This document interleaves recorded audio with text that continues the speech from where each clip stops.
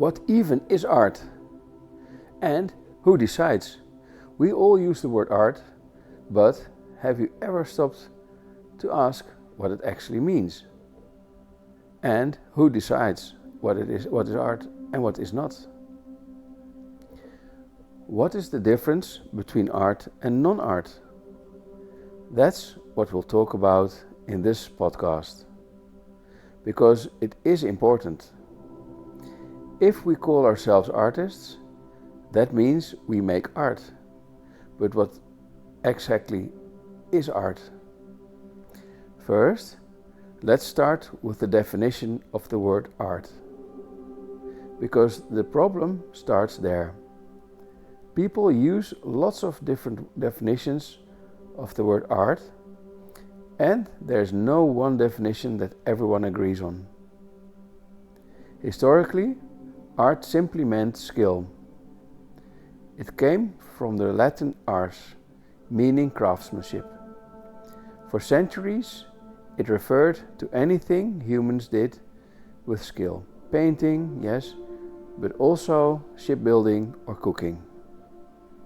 It wasn't until the Renaissance that art started separating from craft.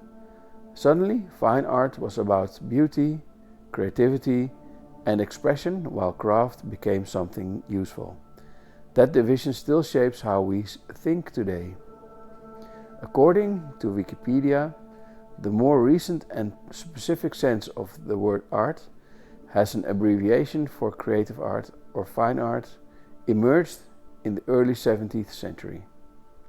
Fine art refers to a skill used to express the artist's creativity, or to engage the audience's aesthetic sensibilities, or to draw the audience towards consideration of more refined or finer works of art. Fast forward to today, and the word art has exploded. Scott McCloud wrote one of the most important books on how to make comics. Art, as he sees it, is anything we do that we don't do for survival or reproduction. Basically, any expressive behaviors of humans after basic needs are met.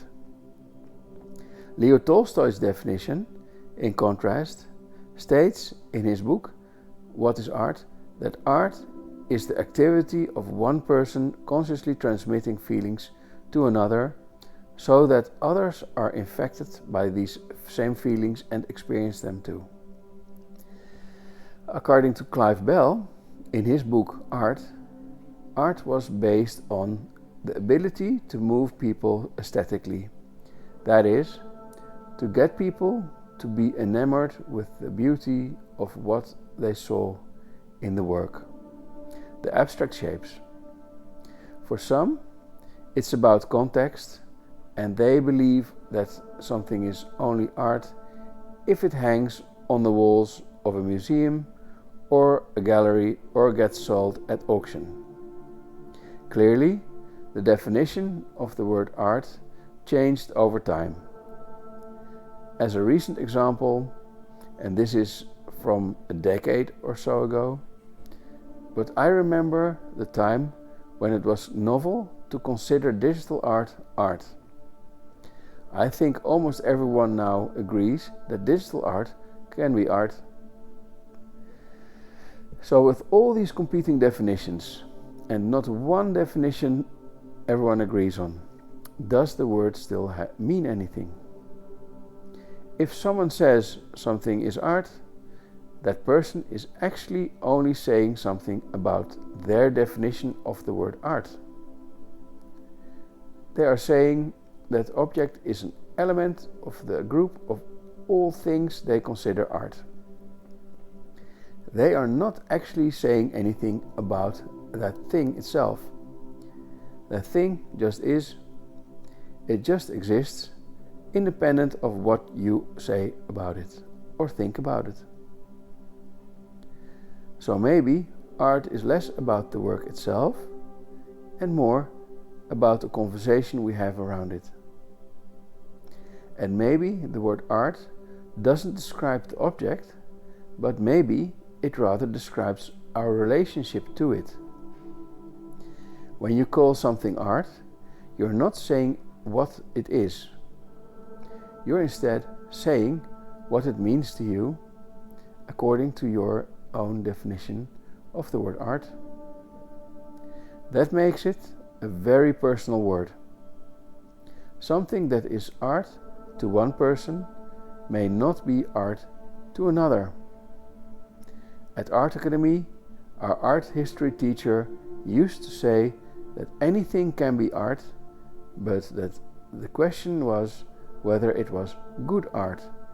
And I don't find that a satisfying answer either, because it just means that you move the problem to how you define good. And I am sure I don't have to explain to you that different people have differing ideas when it comes to the definition of that word, good. Perhaps that is for another podcast, the discussion of what it means for art to be good. We'd probably reach the same conclusion, that it is a personal thing. Do you have to be intentional about making art before what you make can be called art? That is a question you can pose. If a child doodles or nature creates something breathtaking, is that art? If we feel something profound when we see the doodles of a child or the beauty of nature, doesn't that match some of the definitions of art, of that word? Doesn't that meet Leo Tolstoy's or Clive Bell's definitions of the word art? That it moves you emotionally or aesthetically? Or does it really have to be made by an adult human? Or can an animal make art? Maybe the label art doesn't come from the maker, maybe it comes from the viewer. And maybe it's personal. But then, how can we call ourselves artists and claim we make art if it is the viewer who decides whether something is art? The word art, as we know it, didn't even exist in many ancient languages. People still made things that we now call art. Things like the cave paintings, pottery, ritual masks, but they weren't artists. The word art didn't exist back then. They could not possibly have been intentional about making art. They were humans making meaning. So maybe the label isn't what matters. Maybe art is something humans have always done, long before we named it. As you can see, this podcast was mainly about questions, not answers. Maybe that is one definition of art. 2.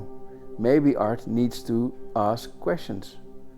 Modern art, or conceptual art, certainly often is about that, asking questions, by using irony. An example is Duchamp's fountain, a toilet he placed in a museum. Was that art? Is it art if it hangs on a wall in a museum? That is the question the piece seems to be asking. That same question has been asked a few more times after that. I once saw a block of burnt wood on a wall at an exposition. And more recently, there was the banana that was taped to a wall by way of a work of art. Maybe every time we ask, is this art? We're really asking ourselves, does this move me? And why? Check out the Practice Drawing This website, where I host lots of drawing practice resources which you can't find anywhere else. Thank you for listening.